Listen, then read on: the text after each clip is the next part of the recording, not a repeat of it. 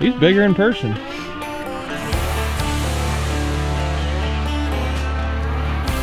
Welcome to the Season 3 RUT edition of the Deer Camp Chronicles. Much like years past, we will be featuring our best rut hunting action captured by the Deer Shop members who film, as well as the recoveries and buck parties for the ones who do not. The rut is a wild time for the Deer Shop crew with many late nights, early mornings, and long hours on the stand. To hear the full stories of what you see in any of our episodes, make sure to check out the Deer Shop podcast, which releases every Monday at 3 p.m. We start off the action by joining up with Nick Schlau for his first ever sit in his new food plot we showed you in the Season 3 premiere.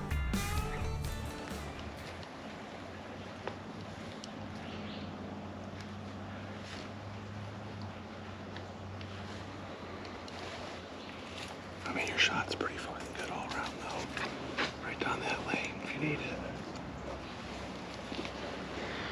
All that green space.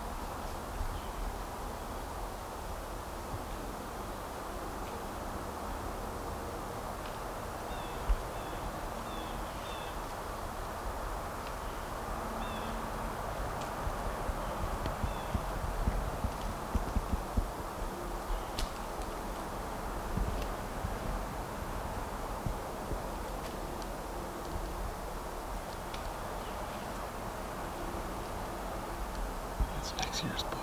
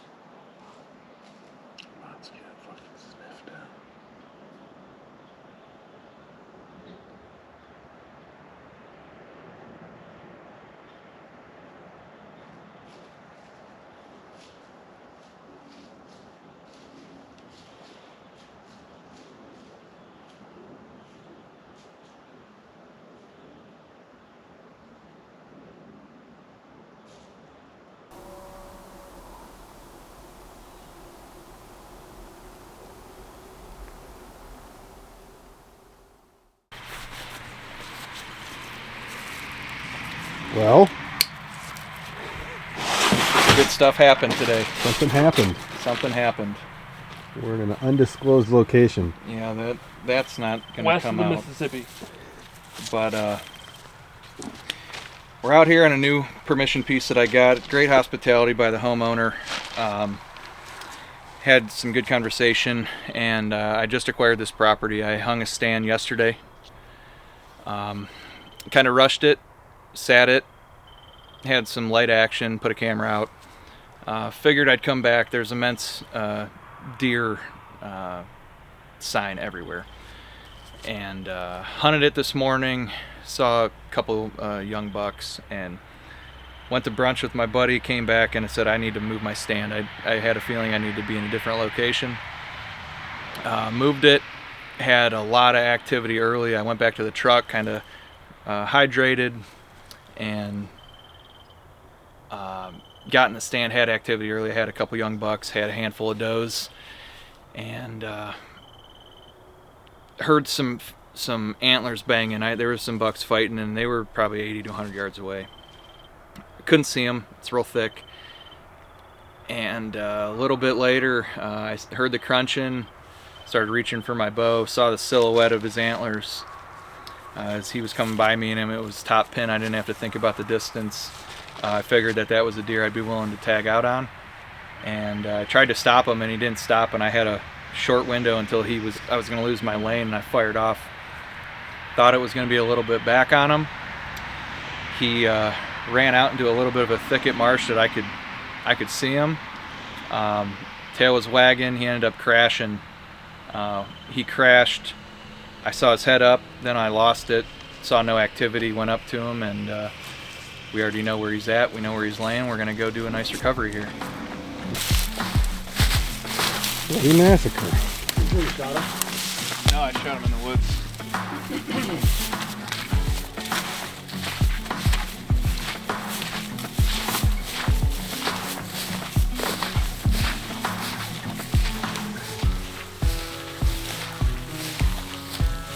Hell yeah.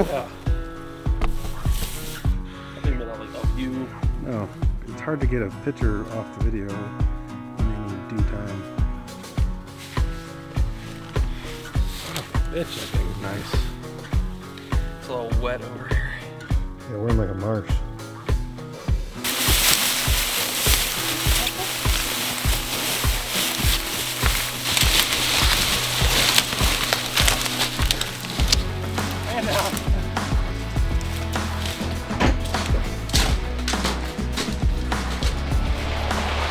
Got it?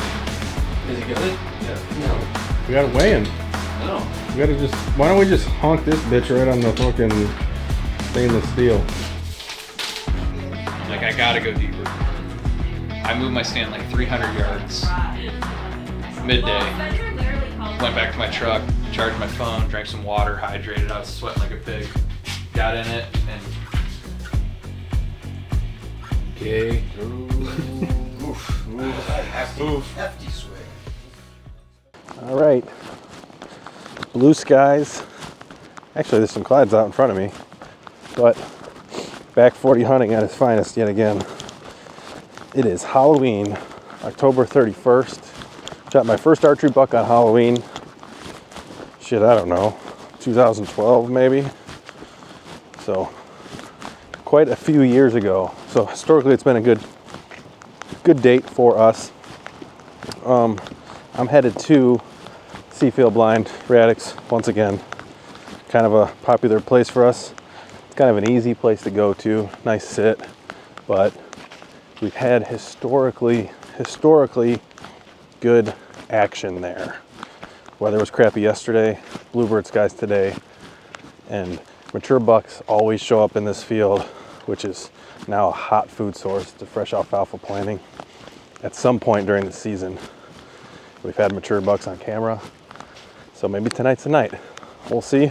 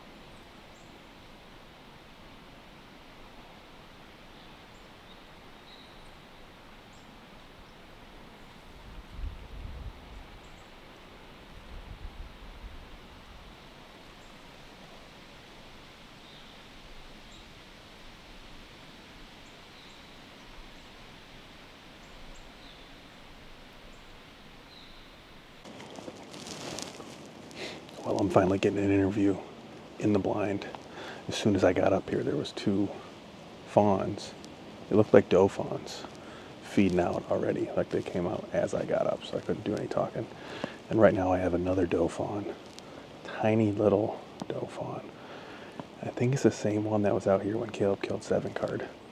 In the back of Caleb's video, when 7 Card walks out, you see this like 30-pound fawn. I think that's the same one out here, so hopefully she brings me good luck. But the short tine 10 came by and pushed those 2 doe fawns back into the woods, checked a scrape.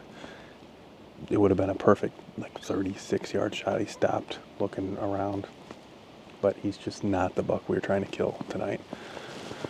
But we think he's a 4-year-old, and we strive to shoot 4-year-olds, but he just doesn't have the rack, super short tines.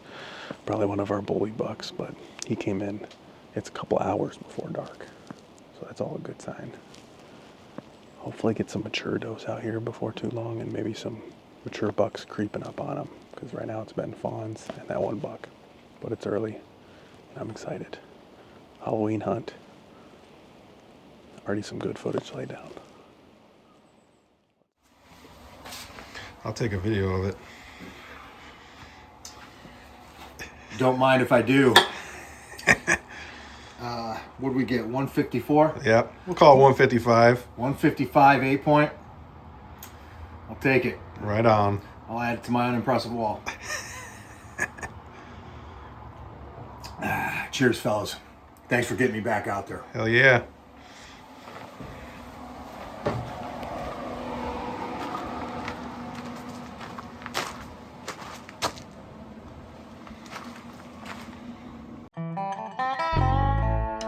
This next part of the episode is devoted to a deer we called Judd. Judd showed up in the summer of last year as a unique-looking 3-year-old with really good mass and short tines.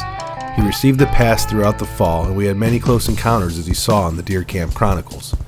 This year he returned right on cue, with almost the exact same rack, just heavier. In mid-October he disappeared off cams, and as always we thought the worst. Astonishingly, I received a message from a neighbor on October 25th stating that he had got him, and was kind enough to have us along for the recovery.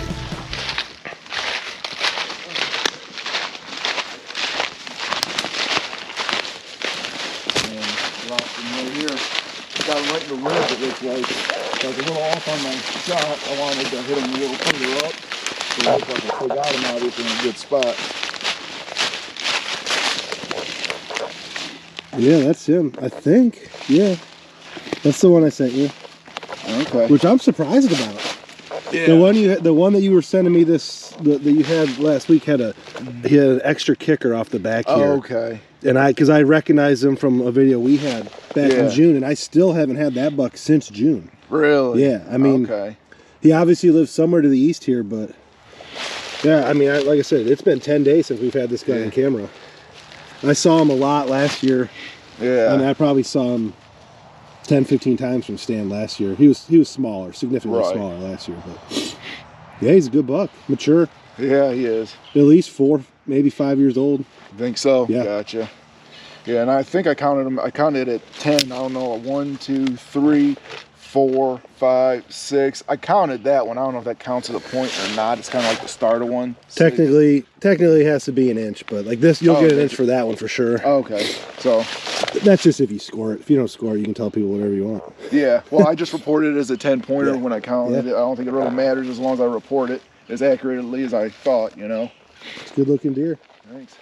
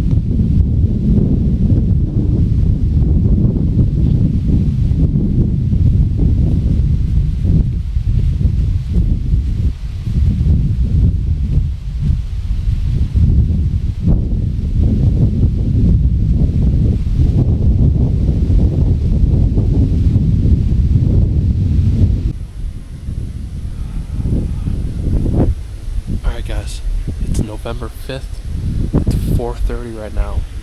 I didn't get my interview in earlier, but it's been windy, raining. I have a hot doe in the area. 2 bucks are chasing her. My big guy's nowhere to be found. He's probably locked down on that doe I saw him with on Monday. So hopefully tonight or tomorrow morning he breaks loose and I can get my shot. But I'm set up my saddle, new stand location. It's a great spot. High confidence in it tonight or tomorrow is going to happen. So hopefully you can see that. Got a bunch of good video of the 6-point harassment doe. Yeah, stay tuned. Ready? All right, we are at an undisclosed super secret location. Super secret squirrel shit. What's going on, Alex?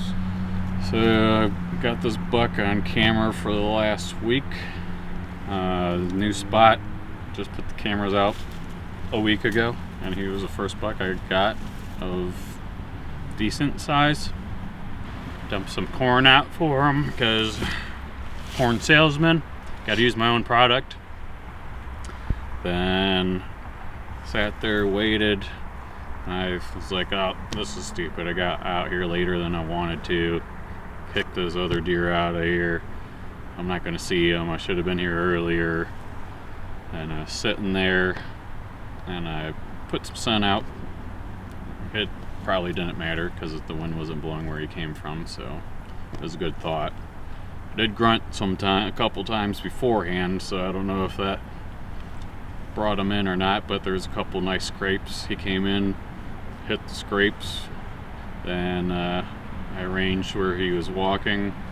It was about 27 yards or so. So then once he got into that little opening, I let it fly. Then he took off.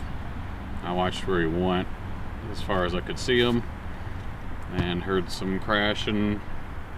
Sat there for a little bit, heard him thrashing around a little bit. Then I sat and waited, got down, checked my arrow, and started calling people. Here we are. Texting. So here we are, waiting on Grim to get here. B. Randon. So we can use his back to pull it all out. Yep. So.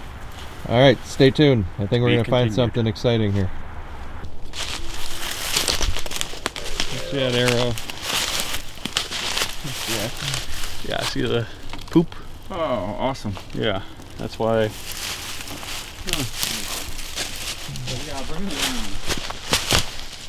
He went this way?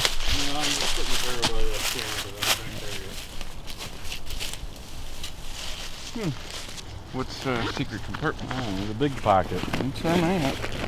The rope's in there. It's underneath the rope.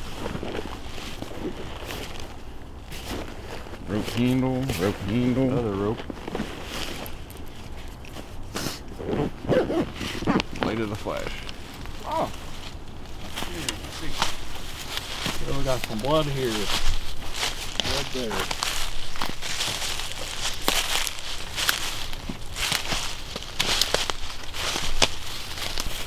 Body. Oh, shit. Here we are. Closer than I thought. Nice. Oh yeah.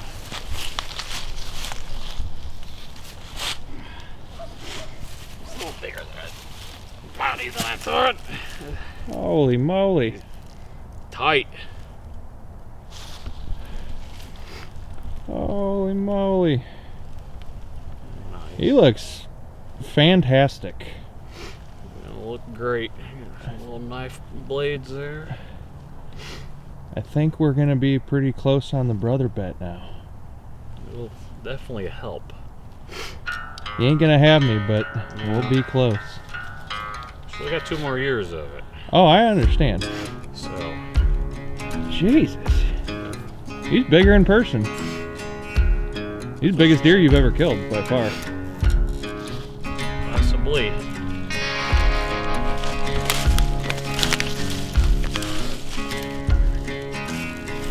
Okay.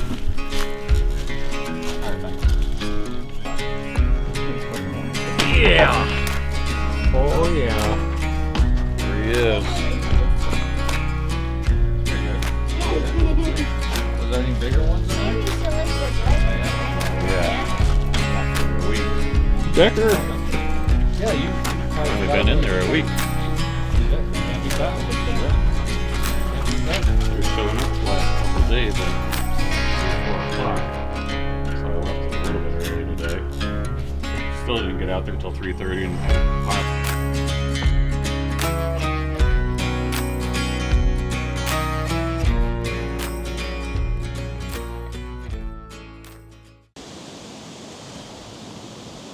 Well, here we go again. November 5th. Change of scenery, change of hat, face paint, old school. We'll see how this goes. It's warm and windy, but there's a front coming in. I don't know if it's going to cool down, but there's been a lot of clouds and some raindrops. Hung this set today. It's a kill tree. It's ugly. Probably only, 12, maybe 15 feet off the ground. On a new property, going after a new buck that we got pictures of at noon, right out in front of here. So it's kind of just winging it with a big 8-pointer. I would be very happy to see him. While I was hanging the stand, there was 2 button bucks and a 6-pointer milling around. They came 5 yards away, so hopefully that big buck does the same thing. But it's rut here in Ohio. Let's do this thing.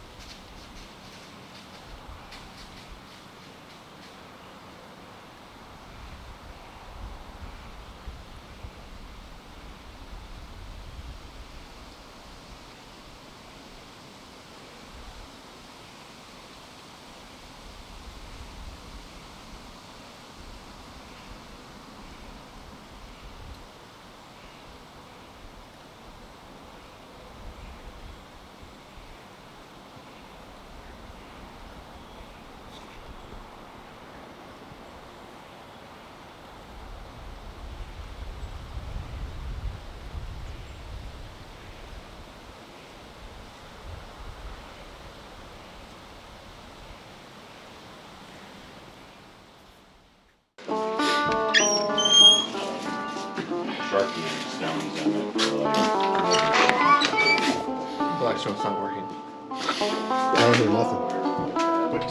A big part of the deer shop and what we try to portray here on the Deer Camp Chronicles is the camaraderie amongst hunters.